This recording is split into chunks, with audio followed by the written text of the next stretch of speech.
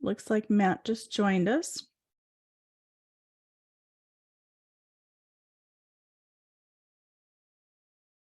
He's connecting. Oh, he will put some information in the chat. So if you want to keep track of what's in the chat, that's where he'll do the countdown 4, 3, 2, 1, and then 30 seconds. Hi, Matt. Hi, good morning, Fozzie. How you doing?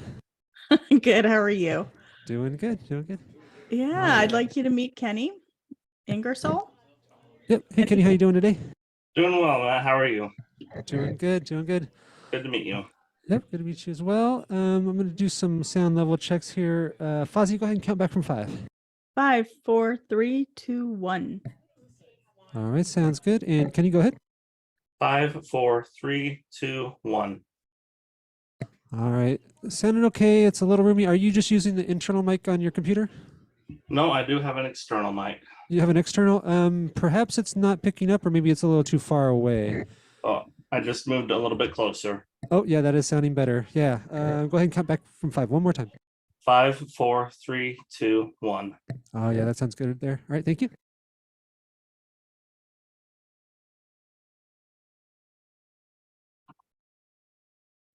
All right.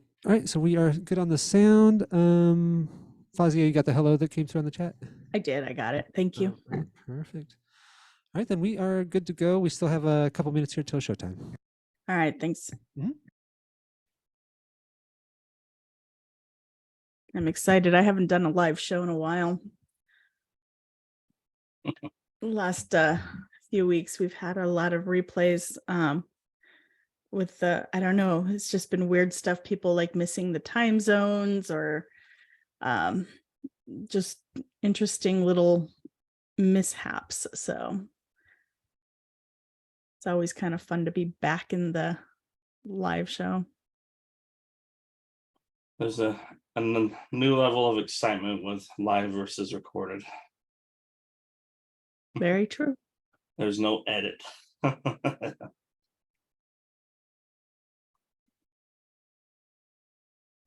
Does help you keep on top of your game. You know, you have to really pay attention to what you're saying and what you're doing. And so it does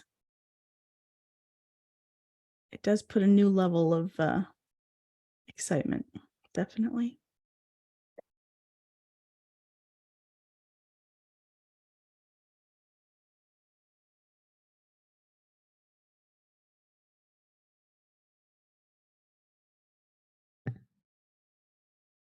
All right, we'll get going here in just about a little over 30 seconds. Okay.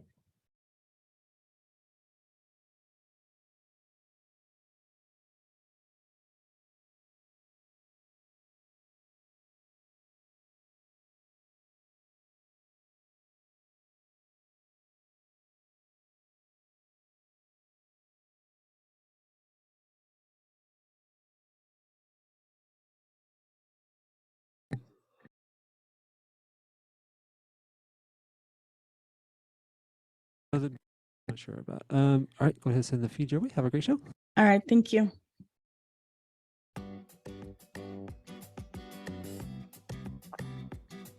Welcome to Focus on Success with Fozzie Acosti. Our program is designed to help you with executive function challenges. Our guest experts offer perspective, experience, and ideas to improve different aspects of your life. Now, here is your host, Fozzie Acosti. Hi, welcome. I'm Fozzie Acosti, and today we are meeting with Kenny Ingersol. Kenny is an entrepreneur. He's a business owner, financial professional, speaker, and mentor. In other words, he's the money mindset, dream big coach, and podcast host. His passion is helping and serving others. He loves helping others get a jump start on life and reduce some of the, if only I'd known at your age what I know now, by sharing his knowledge and experience with everyone he can. Welcome to the show, Kenny. Well, thank you, Fozzie, for having me on here. It's a pleasure. Yeah, I'm really looking forward to interviewing you. I think you have a very interesting perspective. Talking about understanding what money is, talking about that money mindset, where it came from, identifying, the details of that. I'd like to talk to you a little bit about, you first. Tell us about you. Tell us, how did you get where where you're at? How did you get started with money mindset? So yeah, growing up, my parents were entrepreneurs. They're on different levels. They own different businesses and stuff, and so I always had that bug of entrepreneurialism. Mhm. It took a while for me to understand what that meant and exactly what it entailed. And I thought at 17, 18 years old, I knew everything.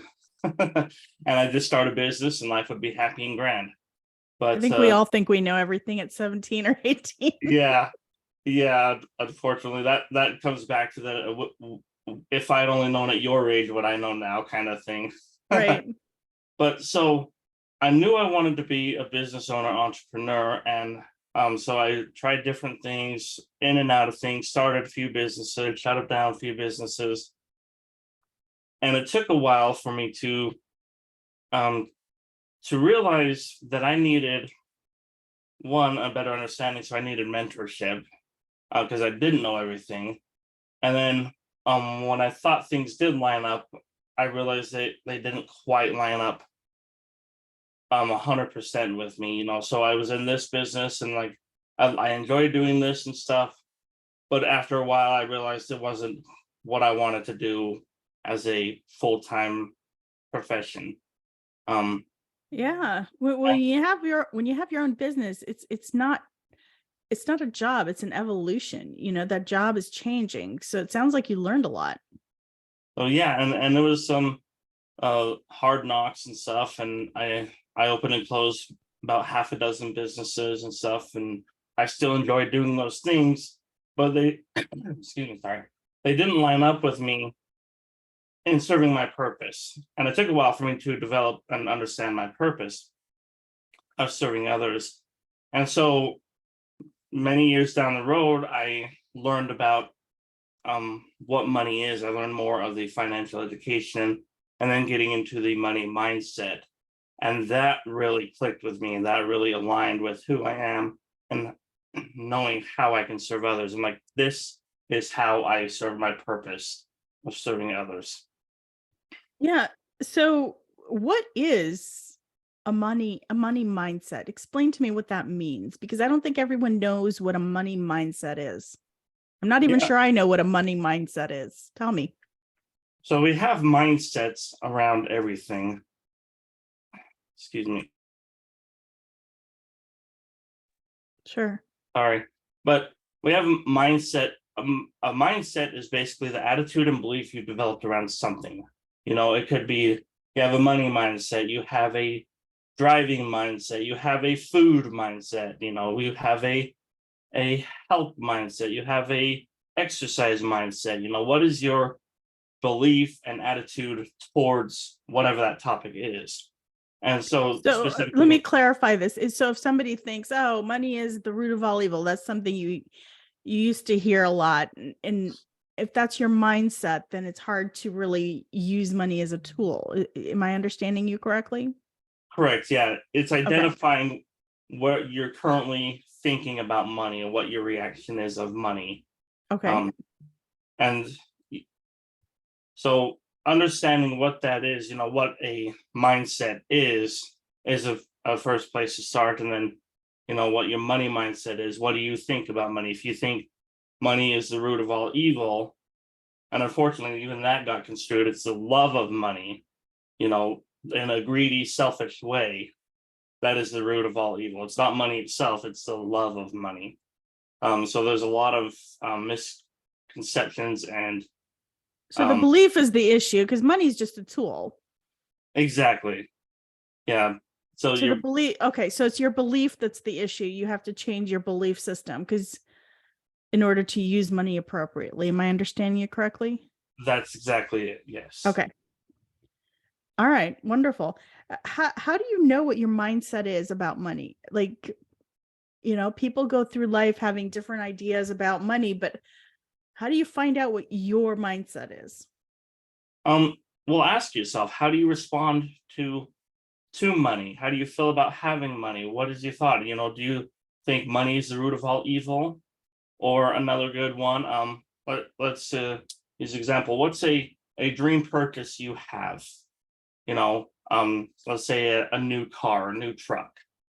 You got this nice truck, you've looked it up, you've got all the colors, whatever, and so you look at the price and it's $110,000.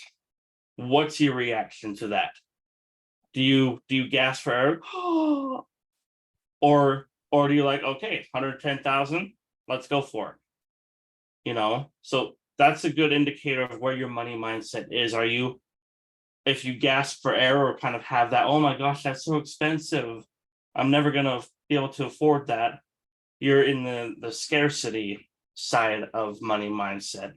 But if you look at it, okay, that's what it is to reach my goal, I'm gonna go for it. I don't know how I'm gonna figure it out, but I'll get there. Then you're saying that you can have a scarcity mindset or an abundance mindset, and that view of one or the other can determine how you see the money. Correct. Yeah. It Okay. it helps you establish where your current money mindset is. So tell me what somebody who has a scarcity mindset would view things, like not just money, but like just in life. How do they view things? They think that a lot of times it's not for them. It'll never happen to them, or they could never do that, or I don't live in the land of opportunity kind of thing, or they're lucky, or they were born with, or their family is this last name. You take Okay. often one is the Rockefellers or whatever, or he's related to Sam Walton. He's one of Sam Walton's heirs, or you just put some name in there and they find something to pin to take the not the blame, but the attention away from them. And so they basically find reasons to make it or make it an excuse as to why they don't have the abundance. So that's the scarcity mindset. They make excuses. Would that make sense? Okay. They find something to justify where they're at. Okay. All right. Where do you think these mindsets come from? Like, if somebody has a scarcity mindset and somebody else has an abundant mindset, where do these mindsets come from? Are we born with them, or do they come from our families, or do they come from our friends, or are they just something we're develop on our own without any influence? It's a combination of all. A lot of it comes from how we were raised. Okay. I don't believe we were necessarily born with. I think we have an open slate. But if we're raised in a group of people or with family that has a scarcity mindset, or it's like language. If you're born in a Chinese speaking family, you're gonna speak Chinese more often than versus Right. someone that's in an English speaking environment. So look around. What did your parents' money mindset look like? Who were the people you were raised with? Aunts, uncles, family, friends. Your parents' best friends. People you went to school with or church with or whatever. And then as you grew up, who do you hang around with, and what does their mindset look like? So maybe mentors and people you look up to. Correct. And it can even come from YouTube and watching TV and stuff, and you got all these gurus or whatever, or you heard something on TV, and so it sticks with you for some reason. So there's a lot of places little pieces of that money mindset could come from. So we don't realize a lot of times who our influences are. So I didn't even think about YouTube as an influence, but you're right. Anything can influence us and our thoughts and how we perceive money. It's truly interesting. Can you give me an example of how your money mindset changed over the last few years? Like, what was your money mindset when you first started your businesses, and where are you at now? Well, yeah, when I first started, it was a lot of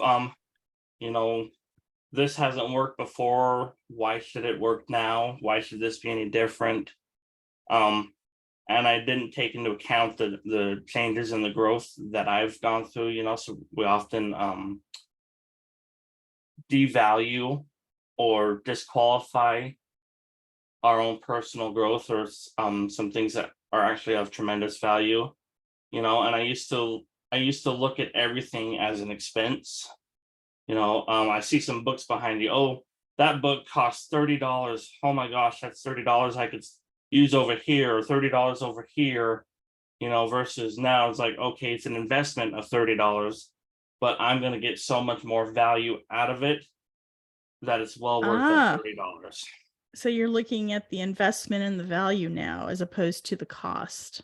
Exactly. Yeah. I went from cost to investment value. That's a really big lesson to learn in life, isn't it? I mean, I would love to see, kids learn that lesson, because a lot of times, when they're getting their allowance, they're getting, the $5 or whatever they get from their parents. And they just think, okay, I'm going to just buy, some smaller kids might say, I'm just going to buy candy with this. Whereas a more mature child might say, I'm going to hang on to this money. I'm going to save it up, and I'm going to invest in that gaming system I really want, because that's going to add value to my life, because I'm going to enjoy gaming with my friends. So it does shift your mindset even as a child, right? Absolutely. Interesting. Yeah, I think that's fascinating. Did you learn this from your family a lot of this mindset, or did you personally learn it more from your experiences and in having those businesses just not be successful?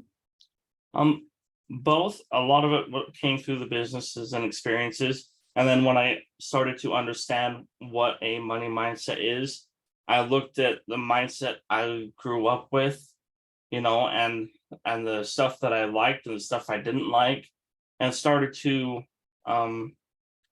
look for and to go towards changing it to all of what I wanted.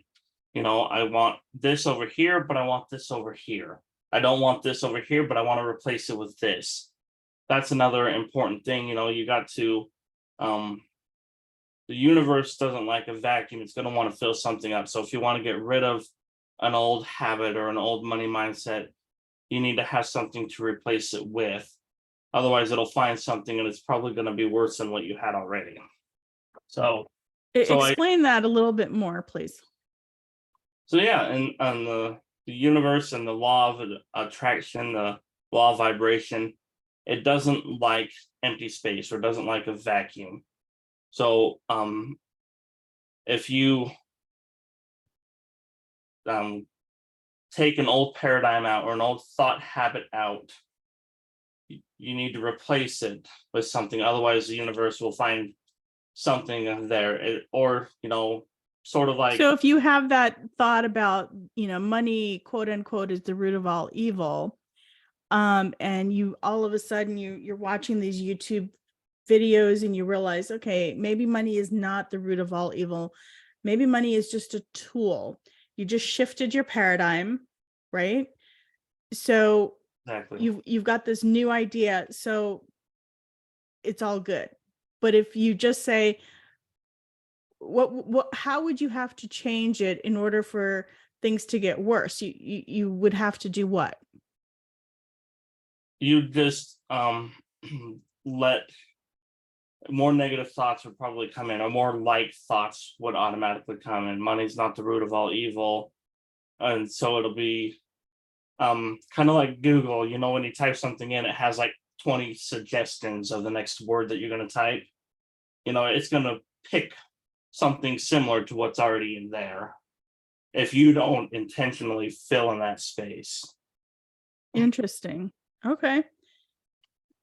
Can you give me a story of a time when you have had to shift your paradigm? So what thoughts about money did you have to release, and what did you have to replace them with? So yeah, I used to believe that money was scarce, and that I only made so much. I used to think that I was what I got paid at my old job, and my bank account was the most I had, so I'm like, oh no, this is it. So I was in that scarcity set of trying to protect it and not use it. And I put it on a pedestal, which we often do, and we value it far more than it should be. But I had to change that. I'm like, okay, this is what's in my bank account, but there's so much more out there in the universe that I can bring in to replace this and then some. So this is not limited. This is just what's in here. But it's Right. So how did you change your thoughts from what thought did you start with and what thought did you end up with to change that paradigm? money is limited to money is abundant. Okay. And once you did that, did the money become more abundant? Absolutely. It took a little while for me to recognize and accept it. It's like, because at first I was hesitant and didn't want to believe, but it's like, okay, maybe this does work. And then, I put more belief and practice and more faith into it. And then it flowed a whole lot more, and opportunities came, and connections came. So it wasn't always just specifically money directly, but opportunities and stuff came that then translated into more money. So recognizing those opportunities came as well. That's fascinating. When you were working on your businesses and you were seeing these failures, what did you learn from these failures? Was there like one big aha moment, like, okay, I get it now? Or was there several little points where you learned a little bit after each failure? How did that evolve for you? It was different lessons from each one. Like with one business, let's say it was, kind of a business development. I need to learn more about operating a business and understanding, more of how a business works. I knew what to do what I love to do, but it's different than how to run a business, run it as a business. So that was a lesson on one of them. The other one was fine tuning what's really aligned with me and serving my purpose. I love doing it, and it was kind of fulfilling my passion, but not fully. So getting more in tune with my purpose and stuff. So there were several different lessons with each one, and some of them kind of interlaced as well. How did your purpose evolve over that time? So how did you start? Like, what was your purpose at the beginning? What did you want to do? And how did that evolve to where you are now? Oh, and my purpose was, I liked helping others. I liked serving others, but I didn't quite know how I wanted to, in what way I wanted to. And I thought, one of my businesses, I owned an RV salvage yard, so I helped others get their love for camping back on the road, fix their RVs and get them back on the road. But it wasn't quite the way I wanted to serve others as doing the money mindset and financial coaching that I do serves them, because that opens up a whole big broader way that I can serve them. If I help them with their money, then that's going to help them in a whole bunch of areas instead of just one little spot in their life. Yeah, that's fascinating. It's very interesting. So how do you know if you're on the right track with your goals? Like, you've had your goals evolve over time. You've had a variety of businesses, and there's been, like, everybody goes through an evolution, right? How do you know that you're on the right track? Yeah. Look at your current results. Your external results are a reflection of your internal thinking, of the operation of your mind. So looking at your current results, are they getting you closer or further away from your goal? And where are you compared to last week? So let's say, yeah, tell me how you saw that for you. Like what were your goals, and then how did you know when you were on the right track? How did you know that this is the goal? This is the right goal for me? Like you said earlier that you were able to help people with their money because that helped with the larger view of their life. but how did that evolution happen for you? Like, how did you know that that was going to be your goal?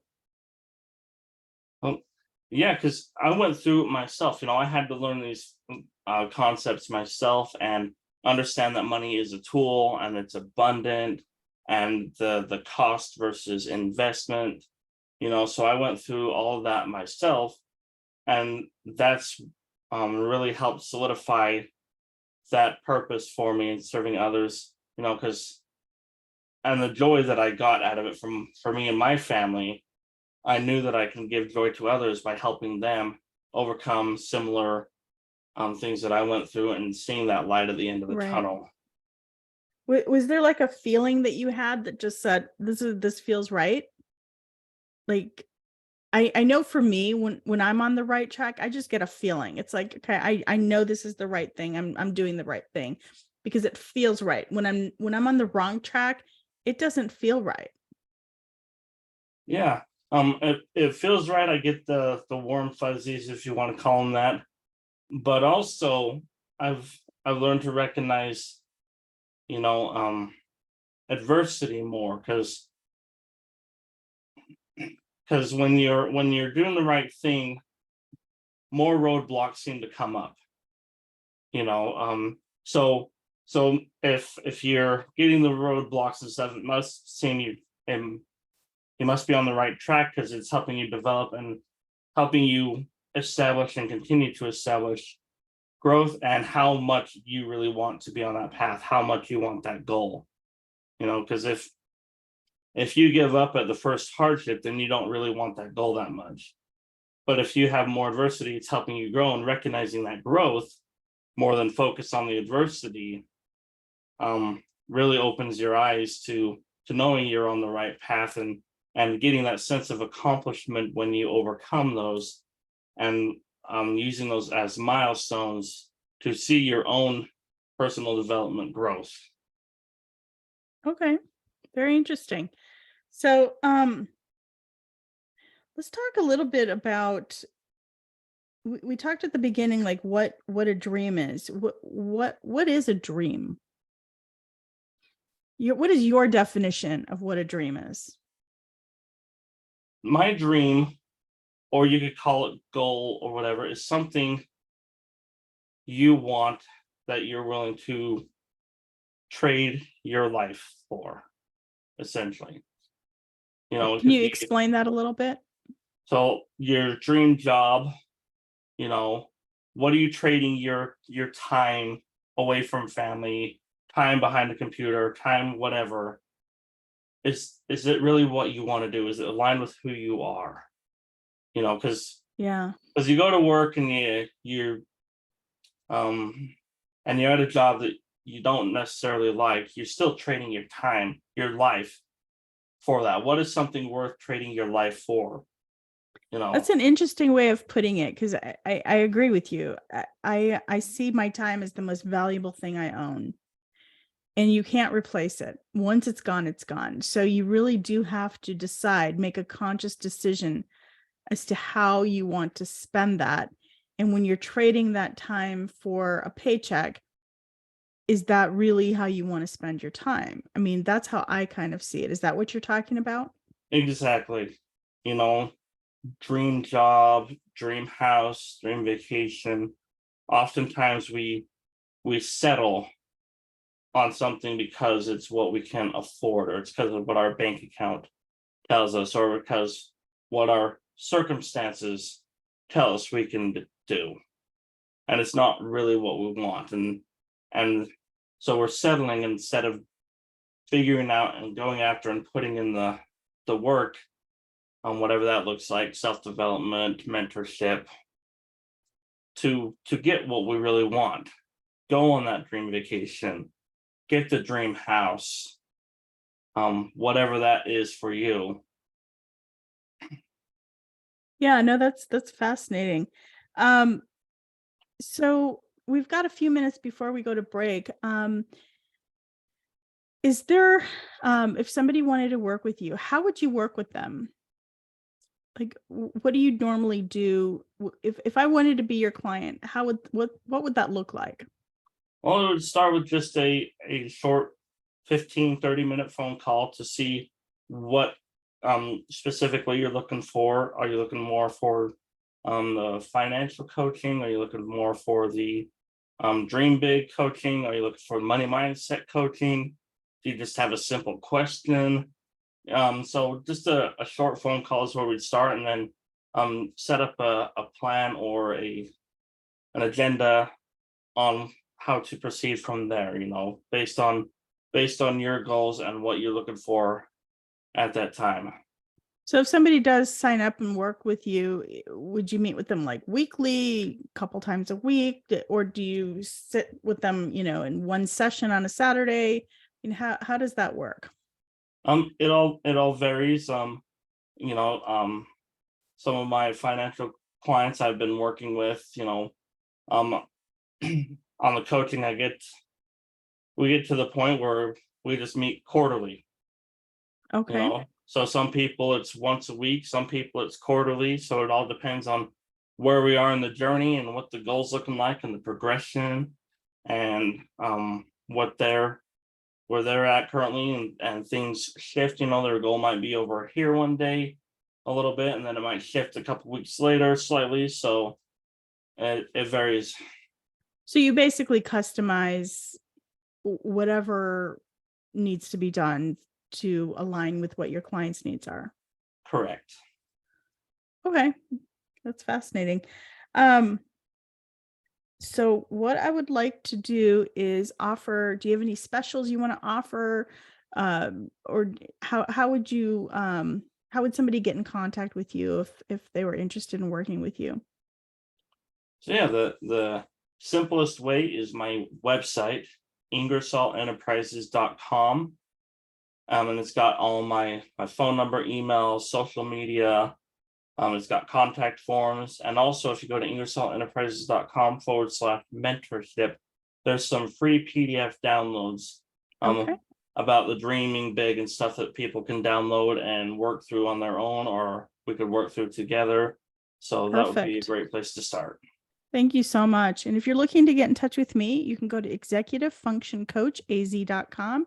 You can email me directly with any questions through our contact page.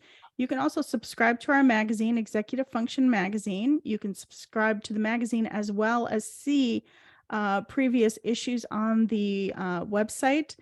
And we would love to have you if you'd be interested in advertising with us or sponsoring the magazine or the radio show. Our number is 480-648-1122. And if you're interested in executive function coaching, feel free to reach out to me. I'd be happy to do a free consultation. We'll be back after these messages. All right, excellent. Good job. All clear. Back in a couple. Thank you. All right. How did that go? How did you feel? I felt fine. I felt great. Good. So we don't have a lot of questions left. We've got like 3 questions left. So is there something else you'd like me to ask you? I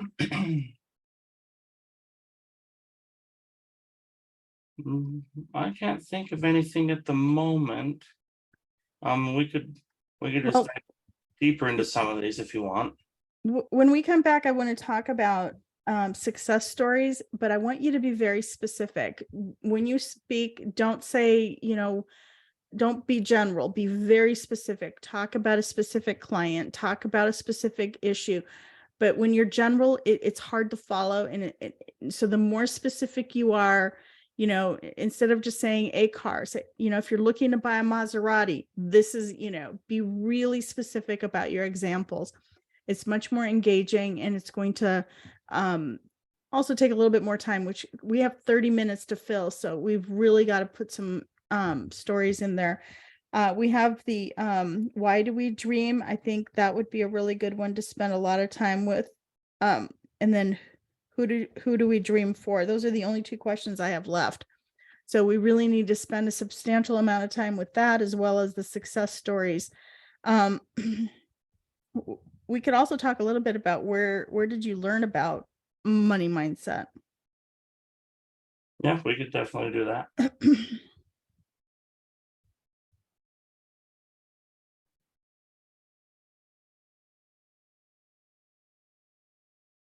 Okay.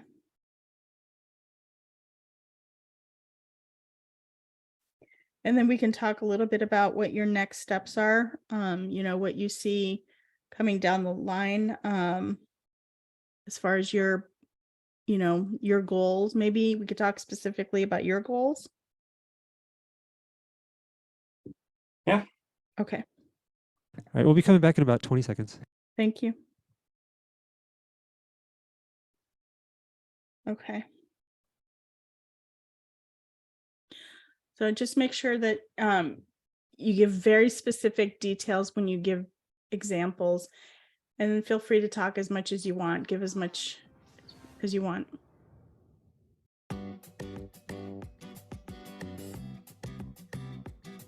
You are listening to Focus on Success. To reach Fozzie Acosti or her guest on the live show, please call 1-888-346-9141.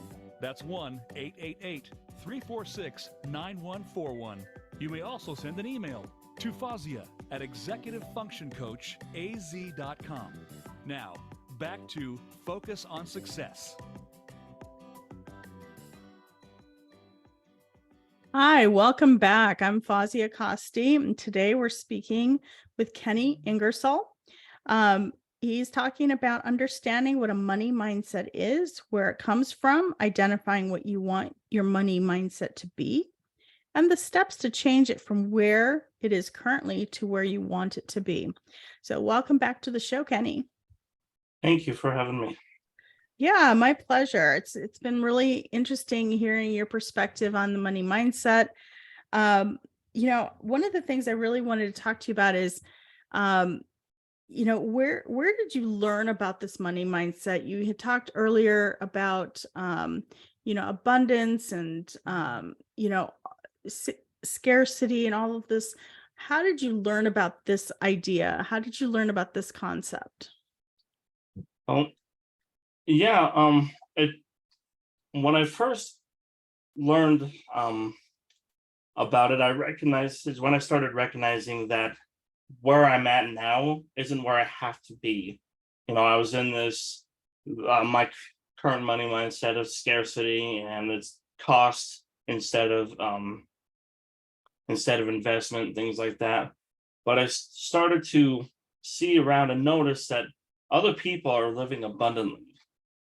And I'm like, okay, if they can do it, what are they doing differently? And I found one of my favorite mentors is Grant Cardone. And so I started following him and investing in his books and his programs and stuff, and really clicking, on what he does to do it, understanding that it's possible. So I had to think that it was possible, and not just possible because I know it's possible. I see it everywhere. I see the things that I want that other people have. I want a private jet is one of the things I want.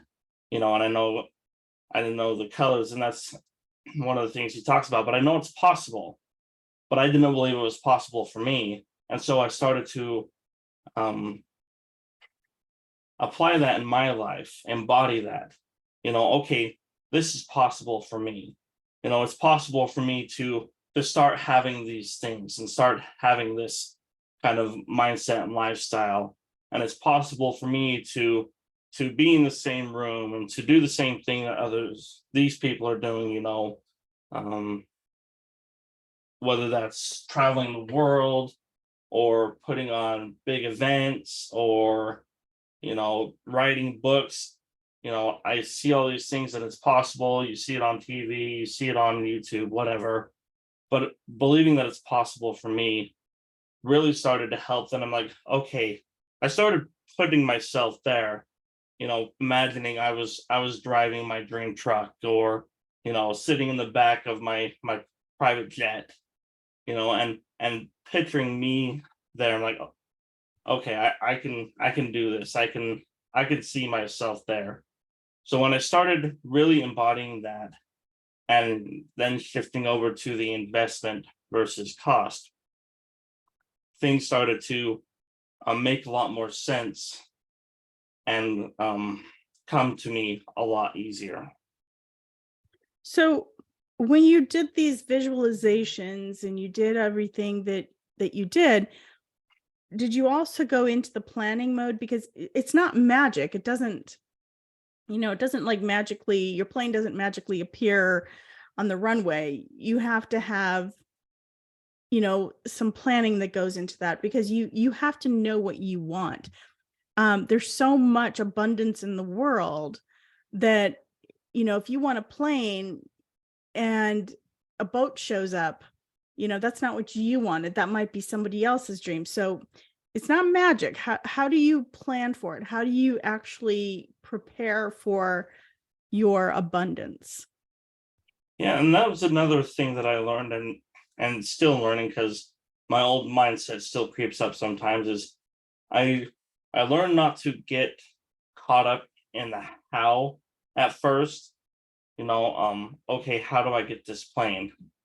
I started to, like you said, figure out exactly what I wanted, what colors I want the seats, what color I want the paint, and how big I want it, and all this stuff, right down to the nitty gritty details. I know what kind of soda I want in the fridge on there.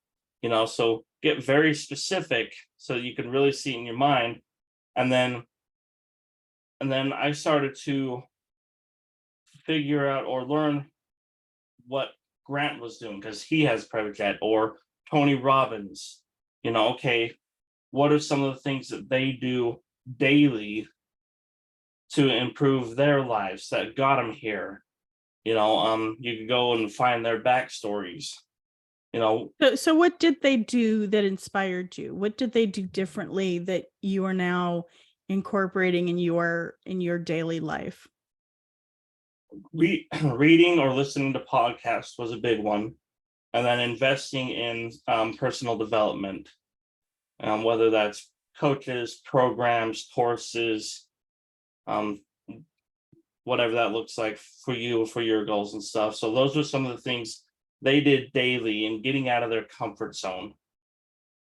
So So I want to back up a little bit. So in order to do those things, you have to be very clear as to what you want. Did you set goals? Did you sit down one day and just say, okay, I want, a plane, I want this soda on the plane, I want this truck? Did you make a list of the things that you want in your life, or did that just kind of evolve over time?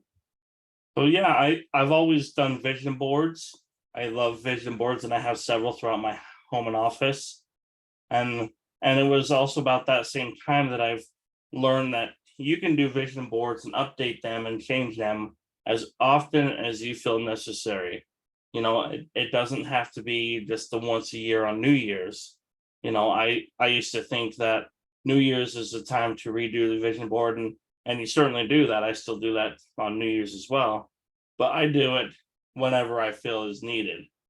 So I got online and I Googled pictures of a plane, or very similar, or even just a black and white version, and I colored it in, or the truck. I printed out pictures of the truck, or what represents the truck. May not be exact in the picture, but it represents. So when I see that picture on my vision board, it puts a picture of the exact one in my mind. So a representation of your goal on your vision board. So why is it important for us to dream like that? Why is that so important? Because without a dream, we just, I want to say, meander through life, or just barely, get through life from point A to point B, but we don't really live. We don't live a fun life. We might live a safe life, but we don't live the life we are meant to live. We don't experience what we're supposed to experience, or meet the people we're supposed to meet, and we don't reach our potential if we don't dream. Dreams push us out of our comfort zone and help us to become the person we were meant to become. Do your dreams change and evolve over time? Some more often than others, and some big changes, some little tweaks, things like that. But yeah. So would you mind sharing like what you started out with, like maybe some of the dreams that you had when you first started your businesses and how those dreams have evolved and changed over time? So yeah, on the business perspective, on the RV salvage yard I talked about before, I dreamed of having like 10 or 15 franchises or locations across the country, and so I was, you know, picturing the cities I wanted those in, and what that would look like and everything like that. But that dream has changed, and is no longer even a dream, but so that's one of How the. did that dream evolve into something else? Did some elements of that dream stay in place and then evolve into something else, or did it just kind of go away and you created a new dream? It pretty much went away and created a new dream, but um, you could say it kind of gave rebirth in the financial industry that I'm in, and especially with virtual options that are available now, because I am across country in my business in that respect. So, that's why I say in a way you could say it was reborn in that respect. And I am virtual, so I'm in. I've worked in many states and cities all over the country and stuff, and so um, so yeah, they change all the time, and as you grow and as your dreams change and develop, so it's important to look at your vision board and adjust those whenever necessary, whenever you feel. So what are your next steps? What is Kenny going to be doing in the next, 5 to 10 years? What are your goals moving forward? What are your aspirations? Where do you see yourself moving forward? So within the next 10 years, that jet will come to fruition, and running my business while in the air. And then helping more and more people. I want to I'm working on creating summits around this and the money mindset and dreaming big. And I see that getting into a big national event as well, or we host it in different cities every year. So those are the next steps that I'm focused on, and I'm continually to grow and help others develop in their mindset and financial goals as well. So have you started creating these, summits, and have you started putting these things together? So yeah, we've actually got them in place. We are working on the final details of one. We got it coming up in July of this year, and when we get a few more things in set, we will put that publicly, and there will be a hybrid of virtual and in person. And is this going to be in Utah where you live? Yeah, the in person portion, yeah. Okay, very interesting. So you keep saying we. Who is we? So it's kind of a fun story, because we were talking about recognizing opportunities earlier. So this lady I met, her name is Melinda. She made a comment about a book on a Facebook post. I forget exactly what the post said, but it was talking about a Ed Milet book, and she said she would love to read it. And I told her I have a copy. I'll meet her somewhere. And so that's how we connected in person. And then in that conversation with that book is where the whole summit idea was born. So that's one of the opportunities that I was referring to earlier, is this came out of a simple Facebook post that turned into this whole different thing that neither of us had any idea would happen when we met at first. Yeah, I am a firm believer that there are no mistakes in life, that we are given opportunities every day. We just have to recognize that there are opportunities and take them. And a lot of times I think people don't really recognize the opportunities that they see in front of them. Would you agree with that? 100%. 100%. In fact, in the some of my coaching, I I call it the moolah eclipse, because you have the solar eclipse or the lunar eclipse, where the moon comes in front of the sun and it blocks it out completely from our view, right? Mm-hmm. And oftentimes we're so focused. I take a quarter, and we're so focused on that quarter that we don't see the $100 bill out here. Mm-hmm. So going back to recognizing that and getting that old mindset out of the way, and recognizing those opportunities to see what's really out there, and not just right here in our current mental view. Very interesting. So tell me a little bit about your summit that's coming up. What is that going to be like? Tell me the details. If somebody was interested, what would they get? So it's to help people to start dreaming again, going over what is a dream, why we dream, who do we dream for, and just giving them permission to dream, because we so often get our dreams suppressed within us, or even completely out of us. That we're afraid to dream. We're afraid because what if we make that mistake, or what will my boss think, or what will my spouse think, or I don't have the money to do that, or that'll never happen to me. So we're afraid to even start dreaming because of the fear of failure, the fear of rejection, and sometimes even the fear of success. I never thought there would be such a thing, but you're right. There are people that are afraid of success. Why do you think that is? I think because it's uncomfortable.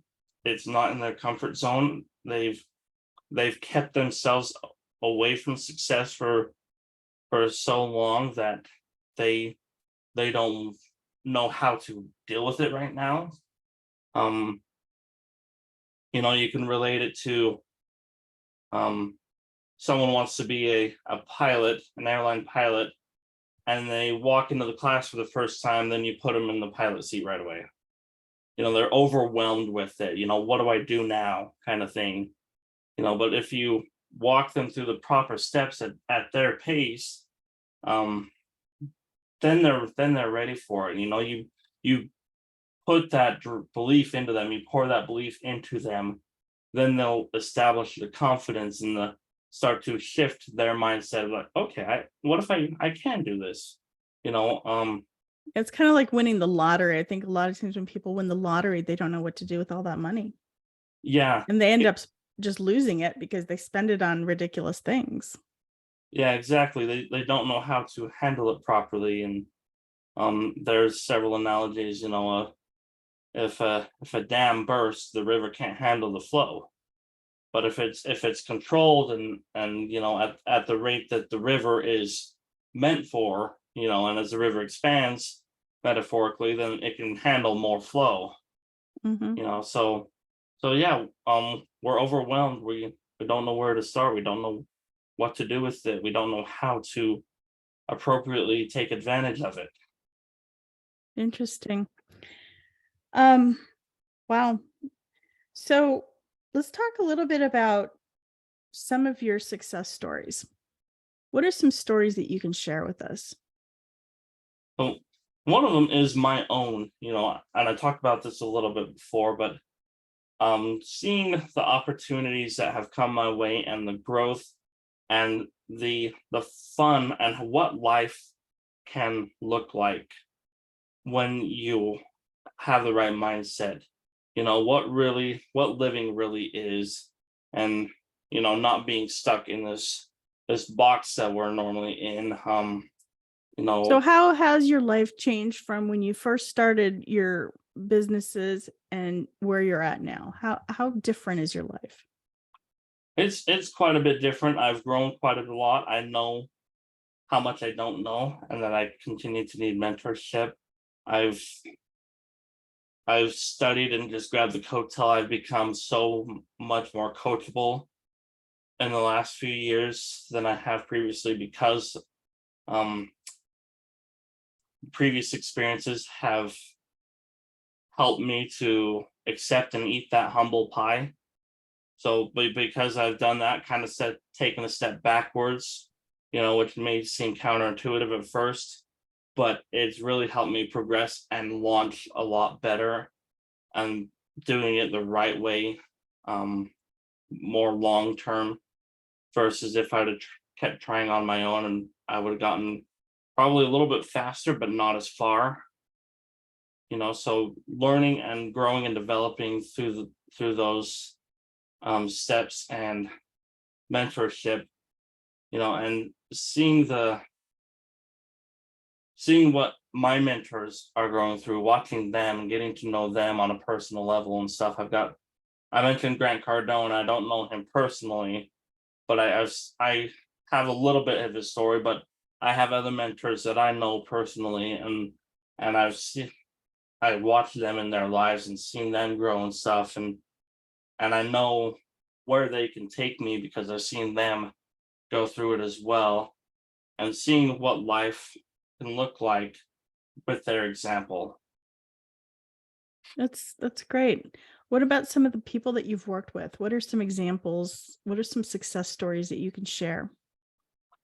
So yeah, I have one client that with the knowledge and stuff that we've been able to, the money mindset and helping him shift that it's abundant, he's been able to really open up his mind and sees opportunities for different businesses that he's wanted to start, and now has more of the resources to start those businesses, and understanding of how money works, and that it's a tool, and that it is abundant, and it's being able to apply that just like a tool in your toolbox.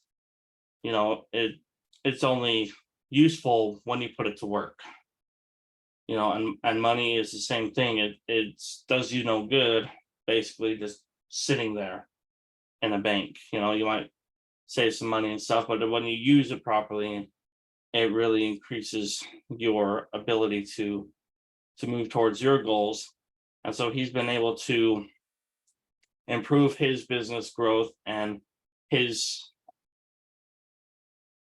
what's what I'm looking for, his bottom line. Okay. I'm like, I don't know. My ESP is not working.